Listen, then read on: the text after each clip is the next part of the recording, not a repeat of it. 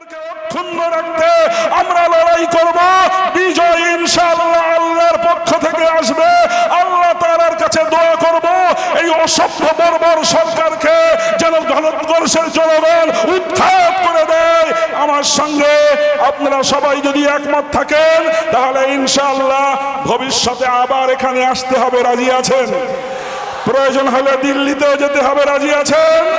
ইনশাআল্লাহ আল্লাহ আপনাদেরকে তৌফিক দান করুন। সংক্ষিপ্ত কথা আমি এখানেই শেষ করলাম। ওমা আলাইনা ইল্লাল বালাগ। শুকরিয়া, ধন্যবাদ। আমি আওয়াজ পাচ্ছেন? ওদিকে যাচ্ছেন? কটলেস কি শুধু এখানে নাকি? ভাই বলছি আপনারা নিশ্চয়ই চান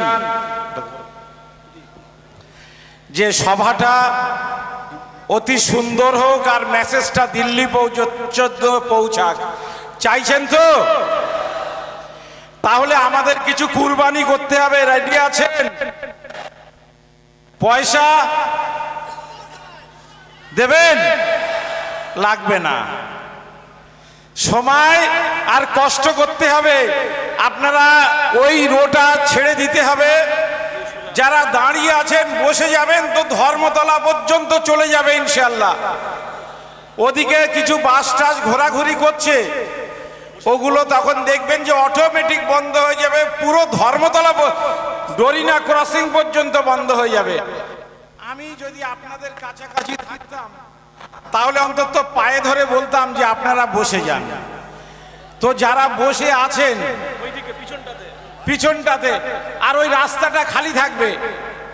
2 মিনিট সভা বন্ধ থাকছে, আপনারা বসুন, আপনারা বসুন। যারা বসে আছেন আল্লাহ, আমি যারা দাঁড়িয়ে আছে তাদের বসানোর চেষ্টা করছি। আর আপনারা যারা বসে আছেন তারা যদি দাঁড়িয়ে যান, চলে যান ভাই, কেউ দাঁড়িয়ে থাকবেন না। আপনারা যারা বসে আছেন পাশে দাঁড়িয়ে থাকা ভাইয়ের পাটা একটু জড়িয়ে ধরুন বসানোর জন্যে। চলে চলুন ভাই, চলে চলুন একটু প্লিজ, চলে চলুন, চলে চলুন। আজকের এটা লড়াইয়ের ময়দান, এটা লড়াইয়ের ময়দান ভাই, চলে চলুন প্লিজ। ফুটপাতটা খালি করুন। আজকের এই জমায়েত ইনশাআল্লাহ ঐতিহাসিক জমায়েত হবে। যারা আমাদের শহীদ মিনার সমাবেশে সভা করতে দেয়নি তারা মনে করেছিল যে সভা যাতে সুন্দর না হয়, কিন্তু আপনাদের কুরবানি, আপনাদের মেহনত, আপনাদের শরীরের ঝরানো ঘাম দেখিয়ে দেবে শহীদ মিনারের থেকেও আজকের অনেক ভালো সভা এখানে হবে ইনশাআল্লাহ। সভার সভাপতি মুসলিম পার্সোনাল ল বোর্ডের আমাদের পশ্চিমবঙ্গের স্বনামধন্য দায়িত্বে আছেন হযরত উপস্থিতি এবং আমাদের যারা আজকে মঞ্চে আছে সমস্ত সম্মানীয় উলামায়ে কেরাম, অতিথিদেরকে এবং আগত সমস্ত মেহমান, বিশেষ করে পশ্চিমবঙ্গের কোনায় কোনায় যে সমস্ত সংগঠন যাদের অক্লান্ত পরিশ্রমে আজকের এই মঞ্চ এবং ময়দান আমরা তৈরি করেছি, আমরা প্রথম সকলকে ধন্যবাদ জ্ঞাপন করি। আপনাদের এই প্রচেষ্টাকে সাধুবাদ জানাই। আল্লাহ আপনাদের সকলকে উত্তম প্রতিদান দান করুক। প্রথম একটা কথা, যেহেতু মঞ্চটা কোনো বায়ান বক্তব্যের নয়, খুব সংক্ষিপ্ত সময়ে মূল কথাগুলো আপনাদের সামনে উপস্থাপন করা। প্রথম কথা হলো, আমরা পশ্চিমবঙ্গের প্রায় 3 কোটি জনসংখ্যা মুসলমান, ভোট দিই আপনার 40% মুসলমান, জনসংখ্যার নিরিখে 31% মুসলমান, 38,300 মতন গ্রাম, 35,000 গ্রামে মসজিদ, 1 লক্ষের মতন মসজিদের সংখ্যা, হাজার হাজার মাদ্রাসা, খারিজি মাদ্রাসা, এমএসকে মাদ্রাসা, সিনিয়র মাদ্রাসা, সরকারের মাদ্রাসা, তারপরে তবলিগ, ফুরফুরা, দেওবন্দি, বেরেলি, হানফি, শাফি, মালিকি, হাম্বলি, কাদরিয়া, চিশতিয়া, নকশবন্দিয়া, মুজাদ্দিদিয়া, মু'তাজিলা, খাওয়ারিজ, নজ্জারিয়া, জবারিয়া, মুশাব্বিয়া, নাজিয়া, জামাত ইসলাম, আহলে হাদিস, আজানগাছি, পিয়ারডাঙ্গা, দলেরও অভাব নাই, মতেরও অভাব নাই, কিন্তু আজ যদি বাংলার 3 কোটি জনসংখ্যা মুসলমান দল ভুলে গিয়ে, কালার ভুলে গিয়ে, রং ভুলে গিয়ে, দল বুঝবে না, রং বুঝবে না, কালার বুঝবে না, এক কালিমার পরিচয় দিয়ে, এক রবের পরিচয় দিয়ে, এক নবীর পরিচয় দিয়ে, এক কিতাবের পরিচয় দিয়ে, এক ধর্মের পরিচয় দিয়ে, এক দ্বীনের পরিচয় দিয়ে, এক জাতির পরিচয় দিয়ে যদি এই 3 কোটি জনসংখ্যা মুসলমান একবার বাংলার মাটিতে বিভেদ ভুলে যদি ময়দানে নামে, আরে বাংলার মাটি না, সারা ভারতবর্ষের সমস্ত জালিম পর্যন্ত কম্পিত হতে বাধ্য হবে। শুধুমাত্র একটাই দুর্বলতা, আমরা সময়ের সাপেক্ষে একতার কথা বললেও অন্তরের মিলবন্ধন আমাদের মাঝখানে যদি এককভাবে যদি আমরা জুটতে পারি, যদি আমরা আমাদের চেয়ারের সবকিছুকে উপেক্ষা করে আমরা যদি মনে করি ঐক্যবদ্ধভাবে লড়াই করব, সবাই মাথায় রাখবেন একটা জিনিস, এটা প্রত্যেকটা মানুষের জানা দরকার। এই যে আন্দোলনটা, এই আন্দোলনটা কি? আপনারা সবাই মনে করছেন ওয়াক্ফ সম্পত্তির আন্দোলন, আসল লড়াইটা শুনে নেন, একটা ম্যাজিক মিডিয়ারাও দেখে নেন আর আপনারাও দেখে নেন আসলে ম্যাজিকটা কি। আমার হাতে একটা রুমাল দিয়েছি, দেখেন রুমালের উপরে মোবাইলটা রাখলাম, অর্থাৎ রুমালের উপর আপনার মসজিদ, মাদ্রাসা, খান, কবরস্থান যা আছে সব কিন্তু জমিনের উপরে। কার উপরে? জমিনের উপরে। যে মসজিদ আপনার যে জায়গার উপরে আছে হলো ওয়াকফ, যে মাদ্রাসা যে জায়গার উপরে আছে ওই জায়গার নাম হলো ওয়াকফ, যে খানকা যে জায়গার নাম হলো ওয়াকফ। সরকার কুচক্রান্ত করে এই যে জায়গা নেব বলেছে, মানে জায়গা যদি টান দেয়, জায়গার উপরে মসজিদ, জায়গার উপরে মাদ্রাসা, উপরে খানকা, জায়গার উপরে সবকিছু, তাহলে জায়গা টান দিলে মসজিদ থাকবে না যাবে? এই থাকবে না যাবে? তাহলে এই 3 কোটি পশ্চিম বাংলার মুসলমান তারা কি মাথা চুলকুবেন না দলাদলি করে সব নিজেরা চুপ করে বসে থাকবেন? বরঞ্চ এক বাক্যে এ বাংলার মাটি না, সারা ভারতবর্ষে পর্যন্ত মনে রাখতে হবে যে আমাদেরকে ক্ষতি করার ক্ষমতা সারা পৃথিবীর জালিমের নেই, যতক্ষণ পর্যন্ত আমরা নিজেরা নিজেদের ভিতরে গাদ্দারি না করব। যদি আমরা গাদ্দারি না করি তো হিম্মত নেই কারোর পছন্দ বাঁকা করতে, কারণ हम ओ ईंटा नहीं, हम ओ ईंटा नहीं जो दीवारों से टूट जाए, हम तो ओ पत्थर है जो पहाड़ों से भी टकरा जाए, फिर भी कोई पहाड़ नहीं जो हमें तोड़ सके।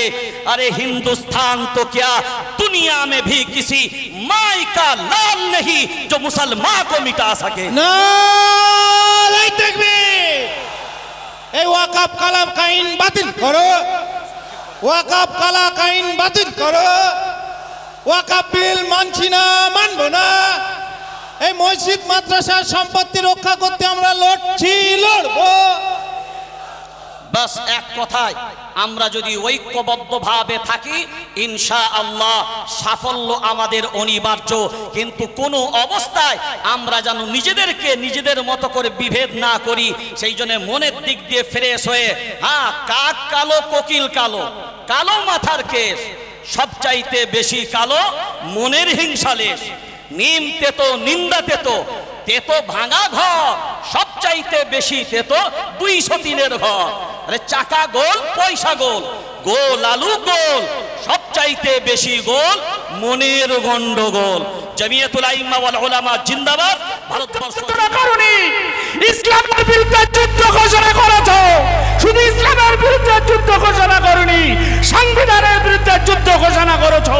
শুধু সংবিধান নয়, শাহের নমরুদ যেরকম আল্লাহর বিরুদ্ধে যুদ্ধ ঘোষণা করেছিল, আল্লাহর বিরুদ্ধে যুদ্ধ ঘোষণা করেছে। আমরা যে ইমানদার ভারতবাসী, আমার বাপ দাদারা রক্ত দিয়ে গিয়েছিল এই ভারতকে রক্ষা করার জন্য, ইংরেজ মুক্ত করার জন্য। দুঃখের বিষয় ইংরেজের চামচা নরেন্দ্র মোদী অমিত শাহ গদিতে বসে সেই স্বাধীনতা সংগ্রামীদের ইতিহাস ঘুরিয়ে দিয়ে দেশ দখল করতে চায়। এটা কোনোদিন হবে না। যে এই মসজিদ বাঁচানোর জন্য আমরা রক্ত দেবো, আর এই রক্ত এক ফোঁটা ভারতে পড়বে তো এক বইয়ের মধ্যে এই রক্তের মধ্যে দিয়ে নেতাজি সুভাষচন্দ্র তৈরি হবে, আমার মহাত্মা গান্ধী তৈরি হবে, আমার মাওলানা আবুল কালাম আজাদ তৈরি হবে, আমার হোসেন আহমদ মাদানি তৈরি হবে, আমার অলিতে গলিতে যুদ্ধ ঘোষণা হবে। এই যুদ্ধ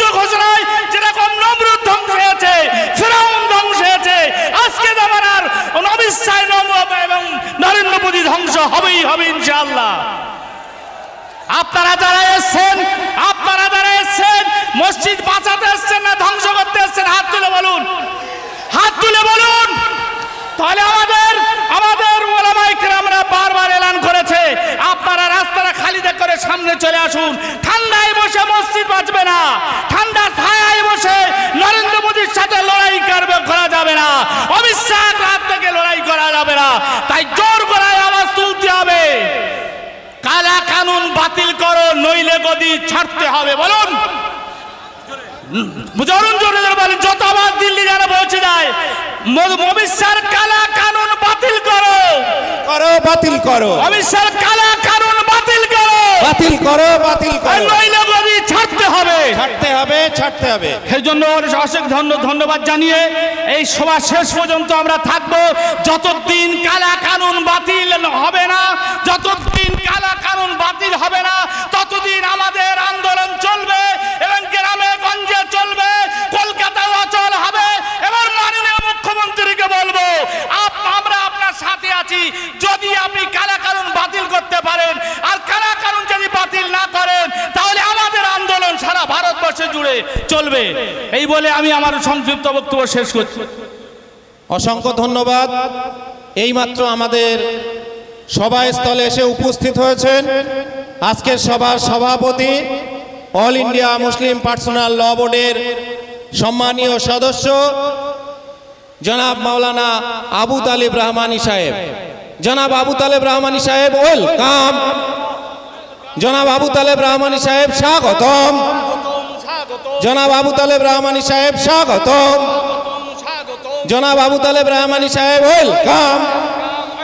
নারায়ে তাকবীর। এই জাফর ভাই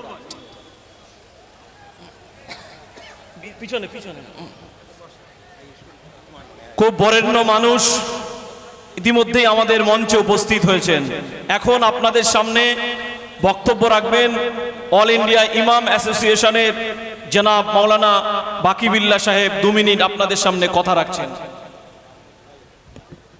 আসসালামু আলাইকুম, নাহমাদুহু ওয়া নুসাল্লি আলা রাসূলিহিল কারীম, আম্মা বা'দ।